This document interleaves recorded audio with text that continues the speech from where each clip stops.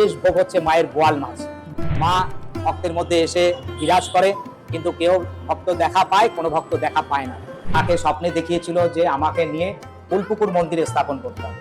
খালি হাতে কেউ যায় না, যা কিছু চায় সব পায়। নারায়ণ প্রভুর মন্দির স্থাপন করা হয়েছে গত কার্তিক মাসের লাস্ট বৃহস্পতিবার। ১৩,০০০ বছর আগেরকার পুরনো জিনিস।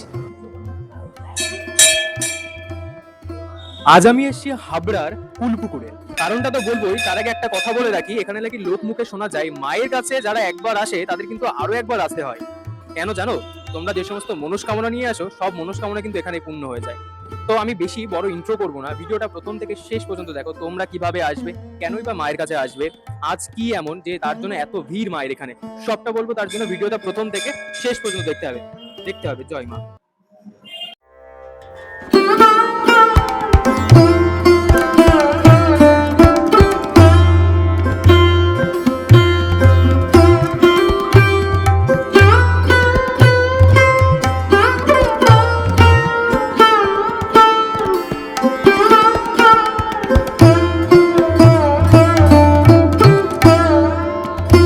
মন্দিরের বিশেষত্ব হচ্ছে মার হচ্ছে 2 হাত।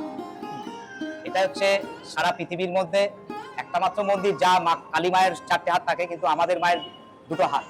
এবং মা 2 হাত ভরে, কল্পতরু মা 2 হাত ভরে আশীর্বাদ নিয়ে দাঁড়িয়ে আছেন ভক্তদের জন্য। ভক্তরা যা চায়, মন দিয়ে যদি কেউ চায়, কোনো মা ভক্ত যদি আঁচল পেতে চায়, যা কিছু, কোনো যা ছেলের জীবনদান, মা বাবার জীবনদান, চাকরি বাকরি এবং বাড়ি ঘর, যা মামলা মোকদ্দমা যা চায়, মা 2 হাত ভরে ভক্তদের দেয়।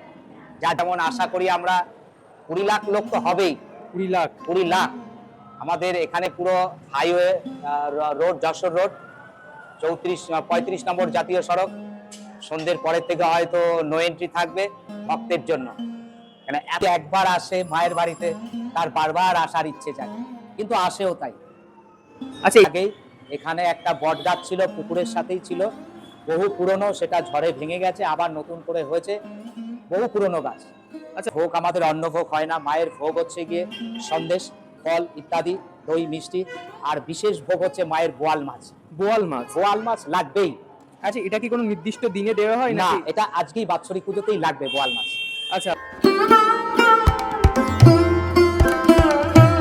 ওটা হচ্ছে আমাদের এক পাড়ার এক জামাই বাবু, তিনি স্বপ্নে পেয়েছিলেন এই শিবলিঙ্গর পুজো করেছিলেন, এবং তাকে স্বপ্নে দেখিয়েছিল যে আমাকে নিয়ে ফুলপুকুর মন্দিরে স্থাপন করতে হবে।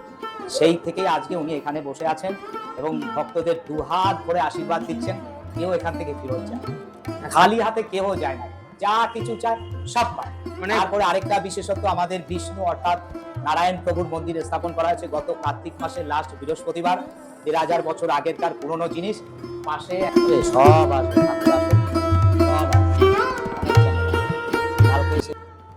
সর্বে সর্বা বিষ্ণু অর্থাৎ মহাপ্রভু নারায়ণ প্রভু, আমি প্রণাম করি তার চরণে। এটা পাওয়া গেছে আমাদের পাশেই, আমার বাড়ির একদম কাছাকাছি একটা প্রায় 17-18 বিঘে একটা পুকুর, তার খনন কাজ করতে গিয়ে পাওয়া গেছে। কার্তিক মাসের লাস্ট বৃহস্পতিবার বাবাকে এখানে প্রতিষ্ঠিত করা হয় এবং মন্দির স্থাপন করা হয়। সেই দিনই বাবা দাঁড়িয়ে আছি ফুলপুকুর মন্দিরের সামনে। তো এখানকার একজন পুরোহিতের সাথে কথা বলে নিলাম। উনি যা যা বললেন হয়তো আপনারাও শুনে থাকবেন। মায়ের প্রধান খাদ্য কিন্তু বোয়াল মাছ। মা বোয়াল মাছ খেতে নাকি খুব ভালোবাসেন। এখানে মা, বাবা এবং নারায়ণ 3 জনে বিরাজমান, অর্থাৎ 3 জনেই এই মন্দিরেই থাকেন এবং মা স্বয়ং তাদের ভক্তদের সামনে ছদ্মবেশে যান। আর মায়ের অন্যতম বিশেষত্ব হলো মায়ের কিন্তু 2টো হাত। আরো অনেক কিছু জানবো, তবে তার আগে আমরা যাব মেলা প্রাঙ্গণে, অর্থাৎ এই মন্দিরকে বা মায়ের এই পুজোকে ঘিরে যে মেলা হতে চলেছে সেই মেলা প্রাঙ্গণে যাবো একবার। চলো যাওয়া যাক।